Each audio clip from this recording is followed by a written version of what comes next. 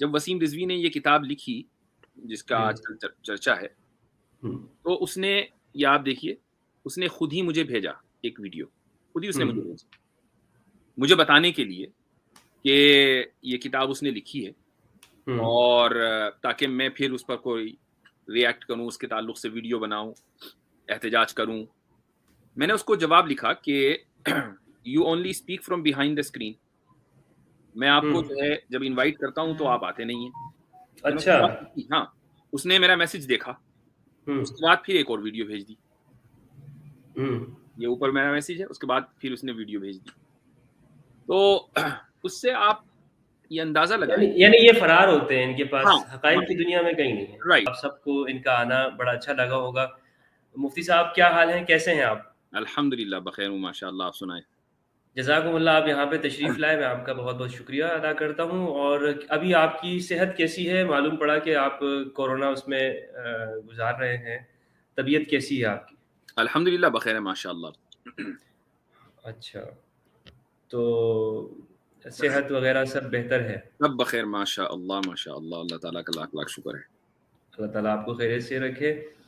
تو مفتی یاسر ندیم الواجدی صاحب، سب آپ مشہور شخصیت ہیں یوٹیوب کے اوپر، اور ان کے ایتھیسٹوں کے ساتھ بڑے ڈیبیٹس ہیں، بہت اچھا بولتے ہیں.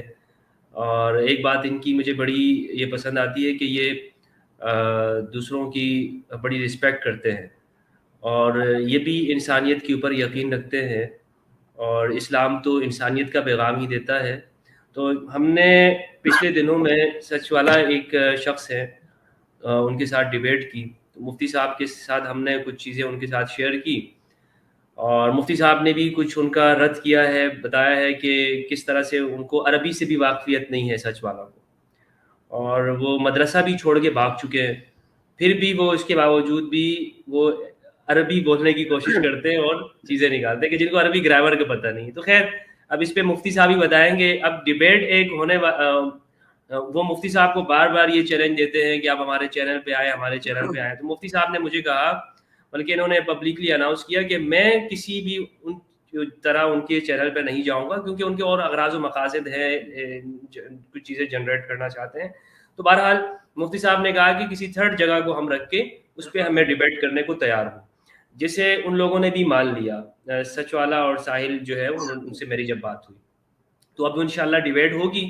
اور ڈیبیٹ کس بات کے اوپر ہوگی، مفتی صاحب کیا چاہتے ہیں اور کیا موضوع ہوگا، یہ مفتی صاحب آج ہی بتائیں گے، ہمارے ساتھ یہ شیئر کریں گے، اور بتائیں گے کہ سچ والا کیا، اس کی کوئی علمی حیثیت کیا ہے، کیا وہ قرآن پہ جو اعتراض کر رہا ہے. یہ سب باتیں جو ہے مفتی صاحب آج بتائیں گے. مفتی صاحب آپ بولیے.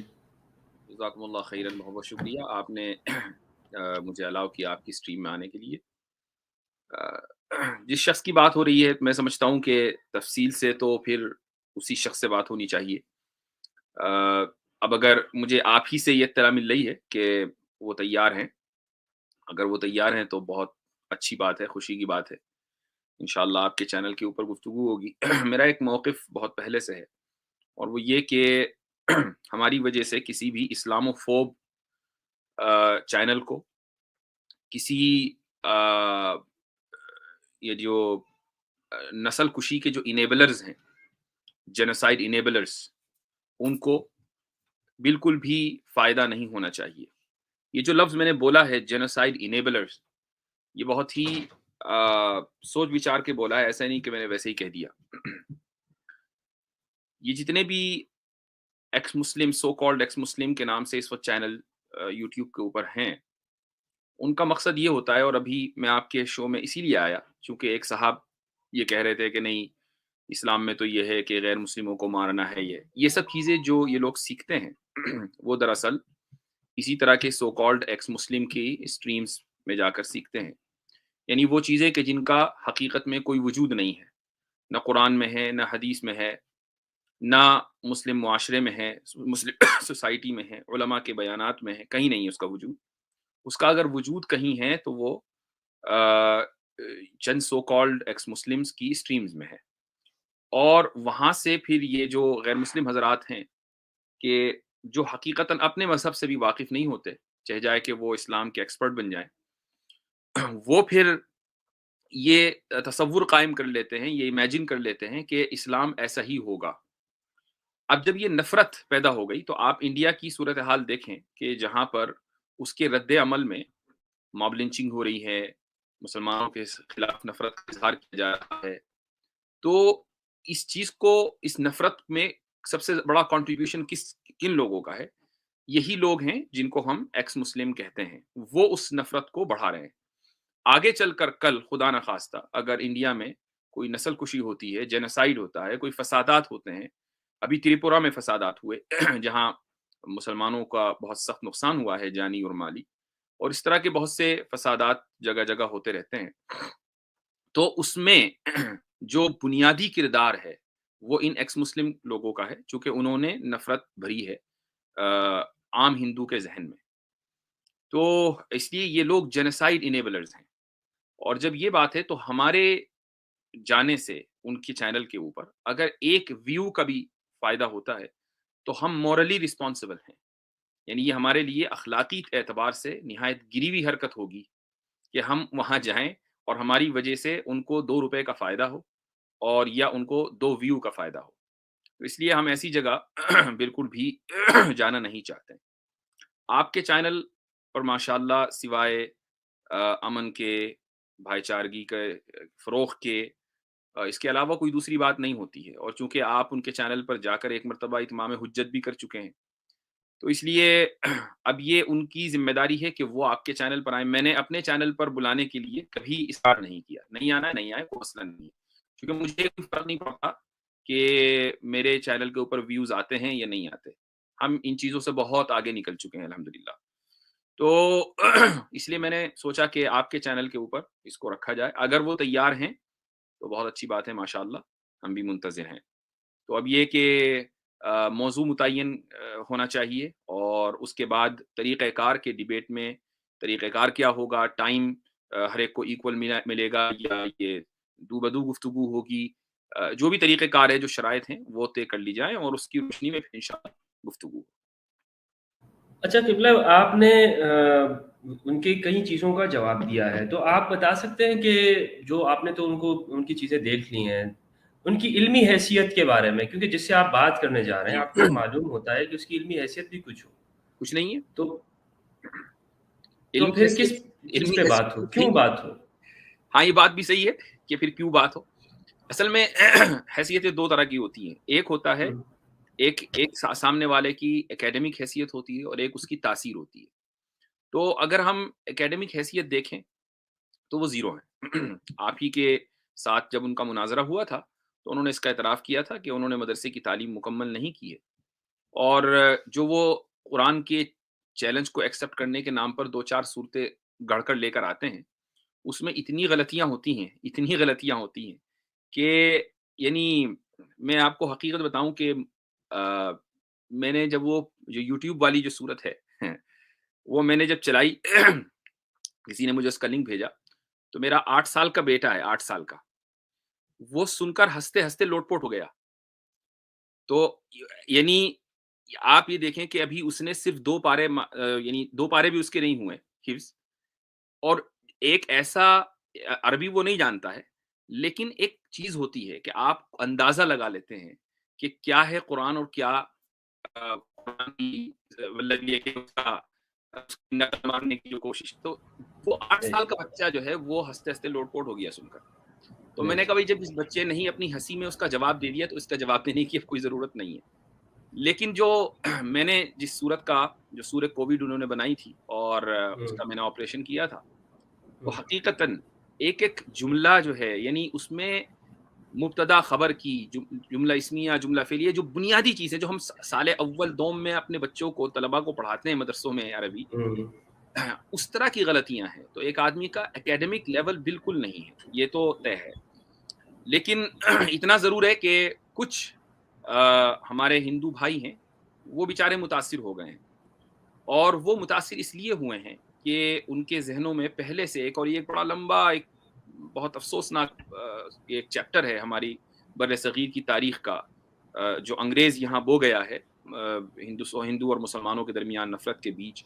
اور پھر اس طرح کے لوگ آتے ہیں, سچوالا ٹائپ کے لوگ, یا سنجے وہ दीक्षित है, वो इस तरह के लोग आते हैं, ये नफ़रत के माहौल को फिर बढ़ावा देते हैं।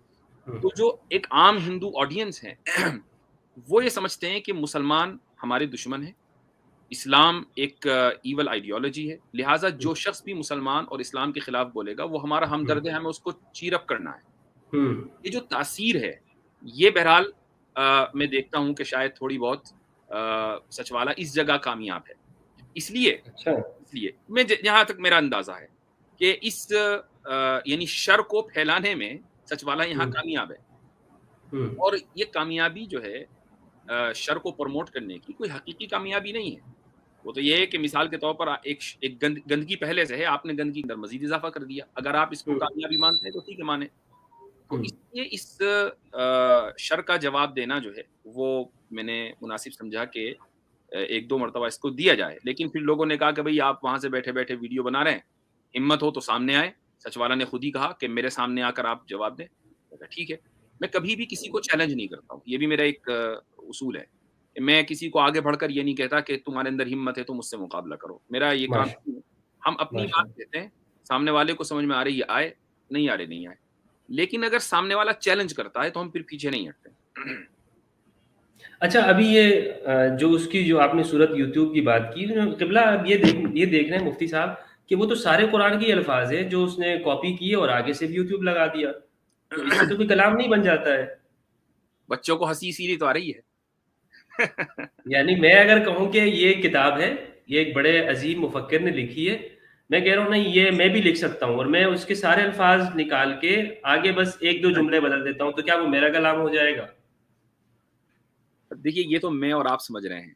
जी, जी। लेकिन एक आम आदमी जो हिंदू मज़हब से आता है और हुँ, वो अलिफ बा ता भी नहीं पढ़ सकता, यानी हुँ, हुरूफ़ जी नहीं पढ़ सकता। जैसे मैं हकीकतन संस्कृत की जो अल्फ़ाबेट्स है मैं नहीं जानता हूँ। तो चूँकि मैंने हुँ, संस्कृत भी पढ़ी नहीं है, तो अब अगर मैं संस्कृत की लिंग्विस्टिक हुँ, के ऊपर बात करने लगूँ और ये कहने हुँ, लगूँ कि यहाँ ये सही है और ये गलत है, तो हुँ, ये अनजस्टिफाइड होगा। हुँ, तो ऐसे ही एक आम शख्स के जो अलिफ बा ता नहीं जानता है या वो रिकॉग्नाइज़ नहीं कर सकता कि बा और ता में बा कौन-सा है और ता कौन-सा है, हुँ, वो ये रिकॉग्नाइज़ नहीं कर सकता। तो वो कुरान की बलागत को कैसे समझ सकता है? पॉसिबल ही नहीं है। हुँ। तो यहाँ मसला ये हो रहा है कि उन्होंने जो है एक सूरत बनाई, सूरह यूट्यूब, और नीचे आप कमेंट्स में देखें भक्तों की वाहवाही। अच्छा, इन मुल्हिदीन का आप क्या समझते हैं कि इनका बेसिक मसला क्या है? जिस तरह अभी आजकल वसीम रिज़वी ने एक बवाल मचाया हुआ है जी। और वो माज़अल्लाह सरकार दो आलम हज़रत मोहम्मद मुस्तफ़ा सल्लल्लाहु अलैहि वसल्लम के बारे में वो नाज़िब अल्फ़ाज़ इस्तेमाल कर रहा है। तो ये इनका सारा ये ऐसा क्यों कर रहे हैं? यानी कि अभी तक तो हम इन चीज़ों को देख रहे थे जी। और पहले वो इससे शुरू हुआ कि कुरान इस तरह है, खुलफ़ाए राशिदीन के ऊपर बात की, फिर वहाँ से वो इस्लाम से ही निकल गया। आपको हैरत होगी कि जब वसीम रिज़वी ने ये किताब लिखी, जिसका जी। आजकल चर्चा है, हुँ, तो उसने, या आप देखिए, उसने खुद ही मुझे भेजा एक वीडियो, खुद ही उसने हुँ, मुझे भेजी, मुझे बताने के लिए कि ये किताब उसने लिखी है, हुँ, और ताकि मैं फिर उस पर कोई रिएक्ट करूँ, उसके ताल्लुक से वीडियो बनाऊँ, एहतजाज करूँ। मैंने उसको जवाब लिखा कि you only speak from behind the screen.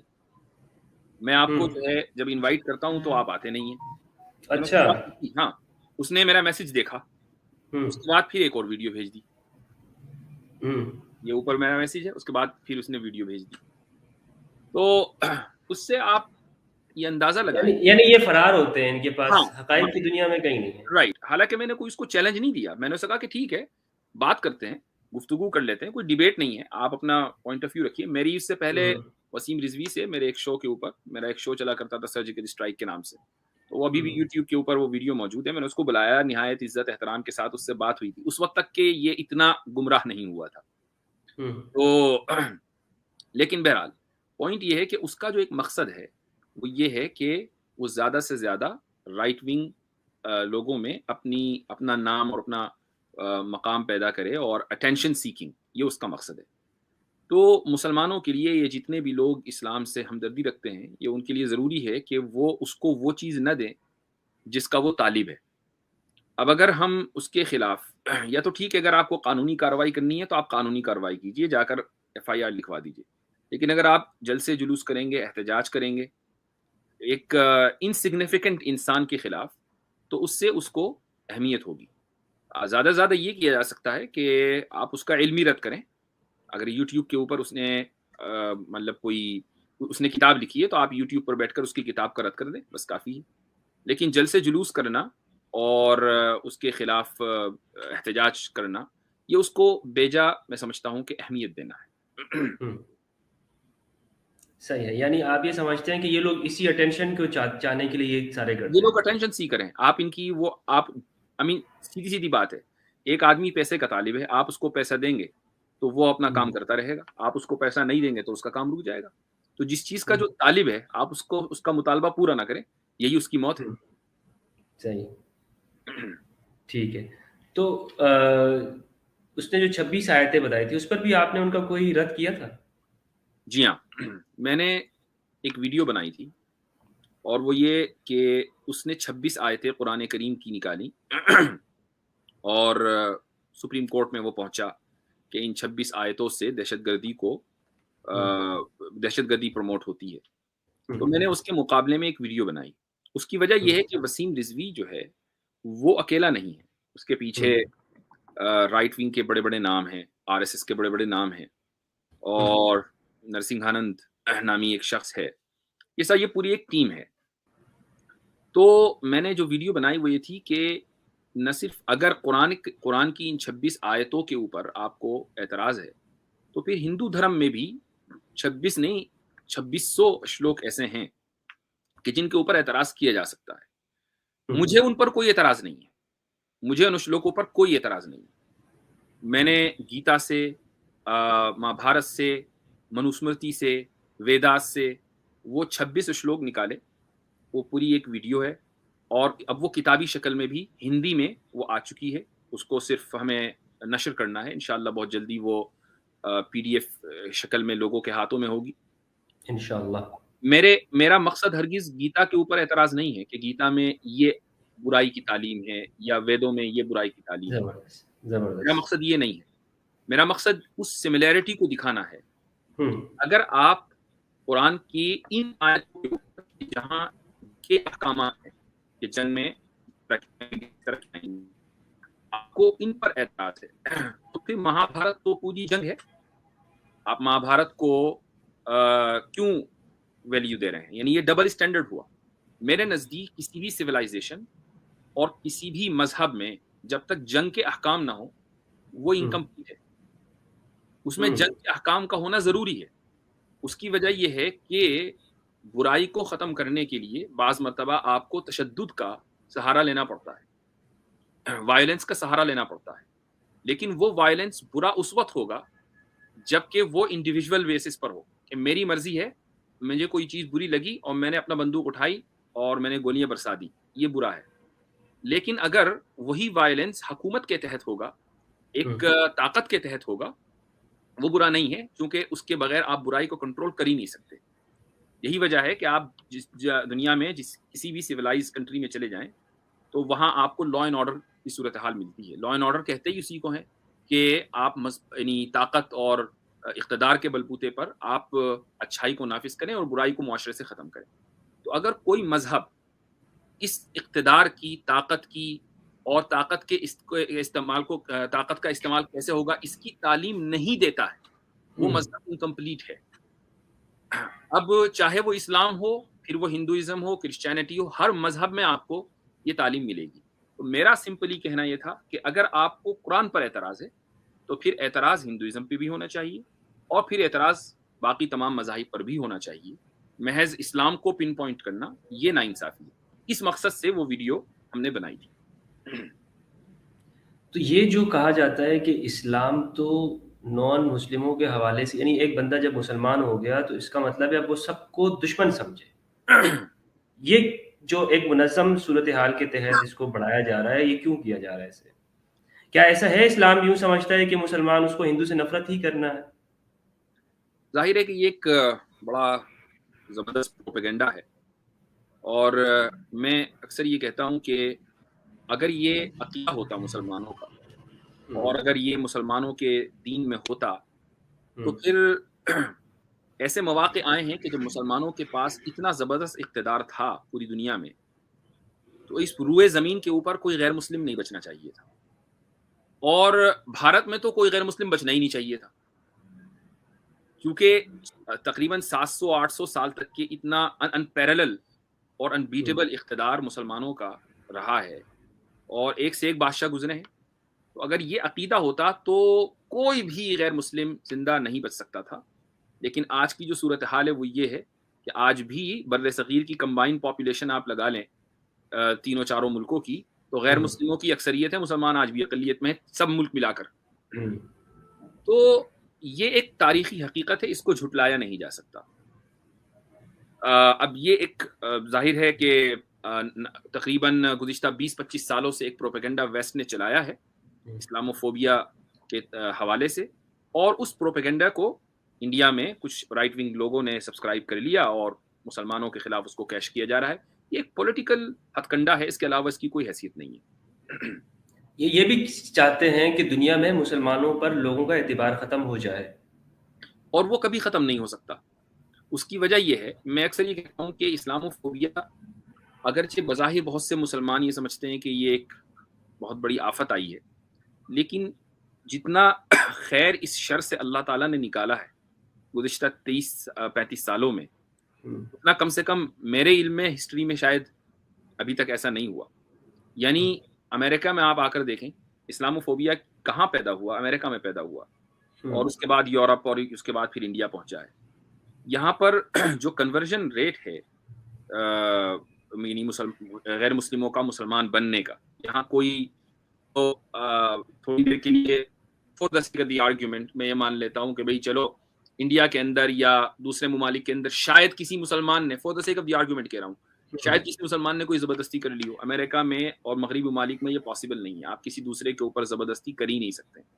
اس کے باوجود ایک بہت بڑی تعداد غیر مسلموں کی دن رات وہ اسلام قبول کر رہے ہیں. آپ لٹرلی کسی بھی شخص کو آپ 5 منٹ بات کیجئے ذرا سڑک کے اوپر چلتے ہوئے، 6 منٹ میں وہ اسلام قبول کر لیتا ہے. اتنا آسان ہے دین کی دعوت دینا. اور اس طریقے سے جو ہے ماس کنورژن چل رہا ہے، یہ اسی لیے چل رہا ہے کہ اسلام کے خلاف بات ہو رہی ہے دنیا میں. جب آپ کسی چیز کے خلاف بات کرتے ہیں تو لوگ چاہتے ہیں اس کی حقیقت کو جاننا، اس کی تہ تک پہنچنا. تو آپ خود ہی اسلام کو اور اس کی جو حقیقت ہے وہ لوگوں کو بتا رہے ہیں، لوگوں کو آپ راستہ دکھا رہے ہیں کہ اسلام کو وہ سمجھیں. جب وہ اسلام کو سمجھتے ہیں تو ان کو جو پروپیگنڈا ہے وہ صاف نظر آ جاتا ہے. ٹھیک ہے. اور اگر یہ وسیم رضوی آپ کے ساتھ بات کرے تو کیا آپ یہ سے بھی بات مطلب مناظرہ کے لیے تیار ہوں گے؟ ہاں، اگر دیکھیں بات کرنے میں ہم کبھی پیچھے نہیں ہٹتے ہیں. مطلب ہمارا جو مقصد ہے وہ یہ نہیں ہے کہ ہم سامنے والے کو ہیوملیٹ کریں اور اس کو لاجواب. مقصد ہمیشہ یہ ہے کہ ہم اس کو سمجھائیں. میری گفتگو الحمدللہ کافی بہت سے ایسے لوگوں سے ہوئی ہے کہ جن کا معاشرے میں ایک اہم کردار ہے. مثلا کیرلا کے جو موجودہ گورنر ہیں عارف محمد خان، میری ان سے گفتگو ہوئی ہے، وہ یوٹیوب پر موجود ہے. اور ان سے جو گفتگو ہوئی ہے وہ قرآن کے حوالے سے نہیں بلکہ اس شریعت اور بھارتی مسلمانوں کی جو مینٹالٹی ہے اس تعلق سے میری ان سے گفتگو ہوئی ہے. اور جن لوگوں نے وہ ویڈیو دیکھی ہے وہ جاننے والے جانتے ہیں کہ عارف محمد خان کے ساتھ میں نے نہایت عزت اور احترام کے ساتھ گفتگو کی، اور اس کے باوجود ان کو بہت سی چیزوں کے اوپر قائل کیا. حالانکہ وہ ایک بہت ایکسٹریم لیول کے انٹلیکچوئل ہیں اور بہت ضدی بھی ہیں، کچھ عمر کا بھی اثر ہے، لیکن پھر بھی یعنی گفتگو کرنے کا مقصد یہ نہیں ہوتا کہ ہم سامنے والے کو نیچا دکھائیں، بلکہ مقصد ہوتا ہے ہم سمجھائیں. اب چاہے وہ وسیم رضوی ہو، اگر مثلا نرسنگھ آنند یا کوئی دوسرا اس طرح کے جو لوگ ہیں وہ لوگ بھی اگر ہم سے بات کرنا چاہیں گے، ہم بات کرنے کے لیے بالکل تیار ہیں. مقصد کیا ہے کہ ہم اسلام کی جو حقیقی تعلیم ہے ہم اس کو رکھیں گے، باقی اس کو قبول کرنا اور اس کے اگر ذہن میں کوئی شکوک و شبہات ہیں وہ دور کریں گے. باقی اگر اس کو قبول کرنا ہے کرے، نہیں کرنا تو نہ کرے.